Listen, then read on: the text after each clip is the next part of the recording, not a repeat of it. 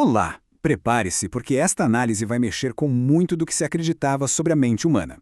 Vamos mergulhar fundo em descobertas super recentes que estão literalmente reescrevendo os livros de neurociência. Bom, vamos começar com uma pergunta que por décadas definiu o tratamento da saúde mental. Muita gente cresceu ouvindo que a depressão era causada por um simples desequilíbrio químico no cérebro. Mas será que a ciência ainda pensa assim? E aqui já vem a primeira grande virada. Uma análise gigantesca que juntou décadas de estudos concluiu que não há nenhuma evidência forte para tal hipótese da serotonina. Atenção, isso não quer dizer que os antidepressivos não funcionam, ok? Quer dizer que a causa da depressão é muito mais complexa do que se imaginava. Ok, vamos mergulhar nisso. Esta primeira parte é sobre desaprender. É isso mesmo. A ciência mais recente está nos forçando a abandonar algumas verdades que dominaram nosso pensamento por muito tempo. Aquela teoria do desequilíbrio químico super popular desde os anos 90 foi basicamente colocada em xeque. Agora, o foco das pesquisas e dos tratamentos está mudando, a gente está olhando mais para como o estresse e o trauma afetam os circuitos cerebrais. É uma visão bem mais completa e individualizada da saúde mental. Por mais de 20 anos, a grande aposta era remover umas placas de proteína chamadas amiloides. Só que estudo após estudo, entre 2002 e 2022, mostrou que limpar essas placas não melhorava a memória dos pacientes. Agora, a ciência entende que a amiloide é só uma parte da história, e coisas como inflamação e outros fatores estão ganhando muito mais atenção. E essa descoberta de 2024 é simplesmente revolucionária. A gente achava que as células gliais eram só um suporte para os neurônios, sabe? Mas agora a gente sabe que elas são participantes ativas na memória. Isso abre um caminho totalmente novo para pesquisar tratamentos contra a perda de memória, olhando para além dos neurônios. Vamos para a próxima sessão e ver como essa nova compreensão muda tudo. Se o cérebro não é bem o que a gente pensava, do que ele é capaz, então? A resposta está na sua incrível capacidade de mudança. Esse é o conceito-chave aqui. Aquela ideia de que o cérebro adulto era uma coisa fixa, que só ia perdendo células, já era. Neuroplasticidade significa que o nosso cérebro pode se reconfigurar o tempo todo em resposta a novas experiências, ao que a gente aprende e até mesmo depois de uma lesão. E isso não é só teoria, não. Já foi confirmado em estudos que o nosso cérebro continua gerando neurônios novos até os 90 anos de idade.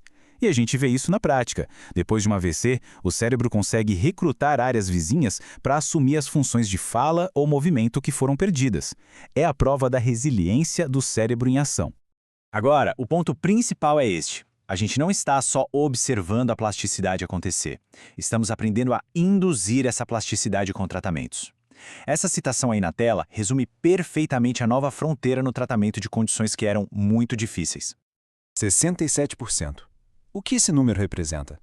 Ele representa uma mudança de paradigma, uma nova esperança no tratamento de traumas profundos. Olha só, num estudo de 2021 para tratar o transtorno de estresse pós-traumático, TEPT, em casos bem graves, a terapia assistida por MDMA conseguiu uma taxa de remissão de 67%. Isso é mais que o dobro do grupo placebo. A teoria é que a substância deixa o cérebro temporariamente mais plástico, mais maleável, permitindo que os pacientes consigam reprocessar memórias traumáticas num novo contexto, num ambiente seguro. Agora vamos ampliar um pouco a nossa visão. O cérebro não é uma ilha, sabe?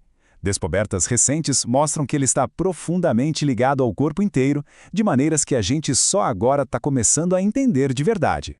A ideia de que o cérebro era isolado do sistema imunológico, intocável, foi por água abaixo. Descobriram um sistema de limpeza próprio do cérebro conectado ao sistema linfático do corpo. Isso é revolucionário, porque problemas nesse sistema de drenagem podem levar ao acúmulo de proteínas tóxicas, ligando diretamente a nossa saúde imunológica à nossa saúde neurológica. E tem mais. O que acontece no intestino não fica no intestino. A comunidade de micróbios que vive lá, o nosso microbioma, é uma verdadeira fábrica de neurotransmissores. Já tem estudos que mostram que alterar essa flora pode impactar diretamente o humor e o comportamento. Imagina só, futuros tratamentos para a saúde mental podem passar por dietas ou probióticos.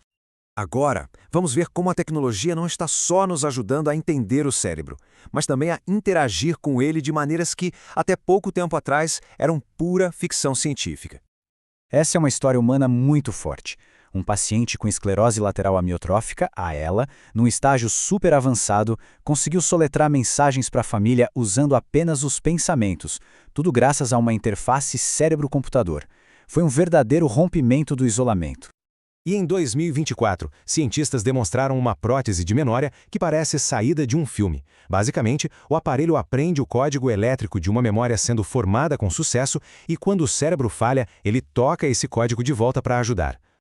E os resultados são bem concretos. Em média, os participantes que usaram essa prótese neural tiveram uma melhora de 22% na capacidade de lembrar das coisas. É um passo revolucionário não só para reparar a memória, mas talvez no futuro para aprimorá-la. Ok, vamos juntar tudo isso. O que todas essas descobertas significam para o futuro do nosso potencial? Estamos entrando numa nova era de compreensão e interação com as nossas próprias mentes. Essa linha do tempo mostra bem o ritmo acelerado das coisas. Em pouquíssimos anos, paradigmas foram derrubados e tecnologias que pareciam impossíveis se tornaram realidade. A neurociência está vivendo um momento de transformação sem precedentes. Então, o ponto principal é este.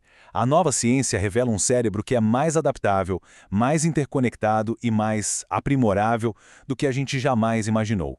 O foco mudou de uma observação passiva para uma intervenção ativa. E isso nos deixa com uma pergunta para a gente refletir. À medida que a gente desvenda os segredos do cérebro e desenvolve as ferramentas para reescrevê-lo, que novas possibilidades e, claro, responsabilidades vão surgir? O futuro da mente humana está sendo moldado neste exato momento.